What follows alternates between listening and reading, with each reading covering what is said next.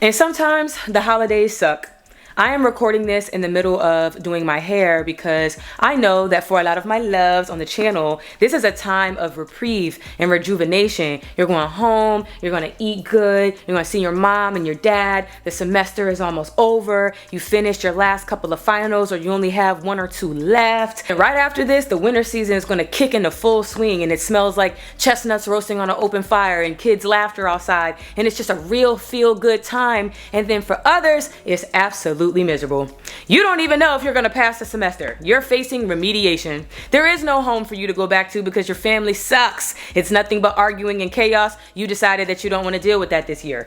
This might be your first holiday season post breakup. No matching pajamas for you. And baby, that's okay. That is okay. You don't have to force yourself to be in the holiday spirit, the holiday mood. It is more than fine that you're finding difficulty to feel joy for others. You don't have to feel guilty about that. You don't have to feel bad that you're not happy about somebody else's happiness, because I think a lot of times we try to self-contain ourselves, self-contain our negative emotions out of fear that another person is going to misread and miscalculate us. And you don't want to be that guy. You don't want to be that girl. You don't want to be the Grinch. But sometimes, damn it, the Grinch is all you got. So I more so wanted to create an upload to talk about navigating those Grinch-esque feelings, how to navigate a just bad mental health season, because it also doesn't help that now the sky gets dark at like 2 o'clock. I swear, I know that every year there is daylight savings and daylight saving time ending. I never know which one is which, but I don't remember it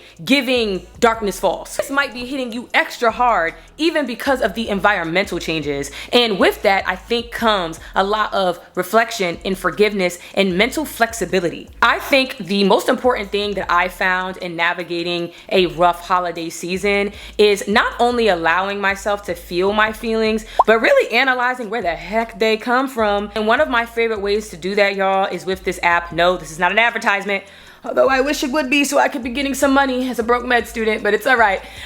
This app called How We Feel, and it helps you describe the feelings that you're feeling. And then after you describe the feelings that you're feeling, you pick the exact emotion. You can choose a sensation, so where you feel that emotion in your body, and then you're prompted with a journal entry to talk about why do you feel frustrated? Why do you feel sad? And then there are also other even extended vocabulary terms for the different types of emotions other than happy, mad, sad, all other things that I find so helpful because it allows the emotion to pass over me faster, because I equate it to getting ready for a storm, and preparation is in analyzing a thing and breaking it down into smaller parts so it doesn't feel as consuming. It becomes way more digestible when you know exactly what it is that you're working with. Creating a mentally safe environment is a skill that I think takes time, and this is the perfect time to practice. If you know that this holiday season is hard, then let's buckle down. Let's buckle down and get it together.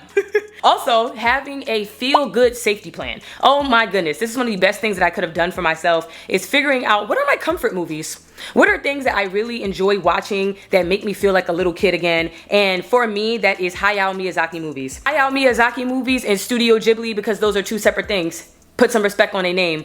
But Spirited Away and Howl's Moving Castle and My Neighbor Totoro. I'm not about to go down through the whole list, but just know if you have HBO Max, there's an entire collection for it. I quite literally told myself this year during the holiday season, so that I don't get beat up by the winter scaries, I'm gonna make sure that I watch 1 comfort movie a week. At the bare minimum. 1 comfort movie, and then identifying my comfort snacks to go with it. I am very much an ice cream girly, okay? Cotton candy with rainbow sprinkles and pecans is my go-to every single time at Cold Stone. It's gotten so bad that now as I go visit my local Cold Stone, they already know. They're already making it as soon as they see me, which is crazy because what if I wanted to try something different today? I don't, but what if I did?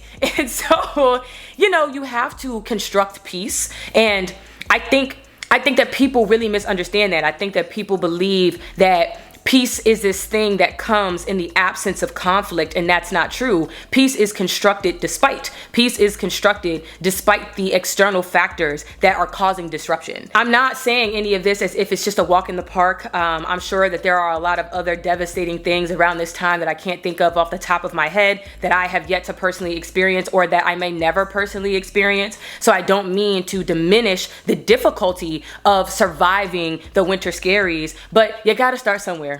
You have to start somewhere, and just know that you're not alone. You're not alone in the process. I know that it might seem like it. Again, everybody else is smiling and jubilant and, you know, going back with mom and dad and resting and going back to their childhood homes and all this other stuff that you wish you shoulda, coulda, woulda. But just don't do that to yourself. Don't do that to yourself in this art of comparison. My word. That is the number one thing that has come about as a result of social media that I wish that we had a way of reducing and diminishing, because the things that you see online aren't even accurate. Yet that couple that you're idolizing and wishing that was you, they argued on the way to the cookout. They argued on the way to the dinner. They argued on the way to the cabin trip. They're beefing. They're beefing still. They're there at the trip beefing. You have no idea. So what's the point of even tormenting yourself in that way? The only truth that you know for certain is the experience that you have, the experience that you're going through, and albeit it may not be an experience that you want or that you could have imagined, but those are the cards that you have. So why not make a card house? Make the best out of them, you know? It may not be a tall card house, but it's your house. I don't even know if that analogy makes sense, but I really do want for anybody to come across this video to know, like, yeah, I can commiserate. I didn't think that I'd be 28 still single. My word, the last time that I was in matching pajamas was in 2021. Hey, and that guy that I was doing matching pajamas with, he just got engaged this year. Hey, oh my God, that's really tough. I did not think that I'd be out of school right now. I thought that I would be wrapping up and in a couple months I'd be graduating. Nothing in my life right now was according to my plan. But now what? Now what? Am I just gonna beat myself up all day, every day about that? I don't deserve that. I deserve to still feel good even if the life that I imagine isn't right now. I don't know what happened to the clip, but I went back to talking about the friends and just in general community happiness, and feeling like you have to force yourself to participate because everybody else is happy. If these people are really your friends, by the way, these are your friends and people who care about you, they would understand if a holiday season is hard for you. They would understand that maybe now is not the time to brag and flex about the fact that they got a 90 on their last exam. They will understand that maybe now is not the time to come to you with stupid minuscule problems that them and their partner are having, that they have every other single month and that they'll get over tomorrow. They'll understand that there's just a time and a place. And right now, the time and the place for you is just not that positive, and that's all right. So yeah.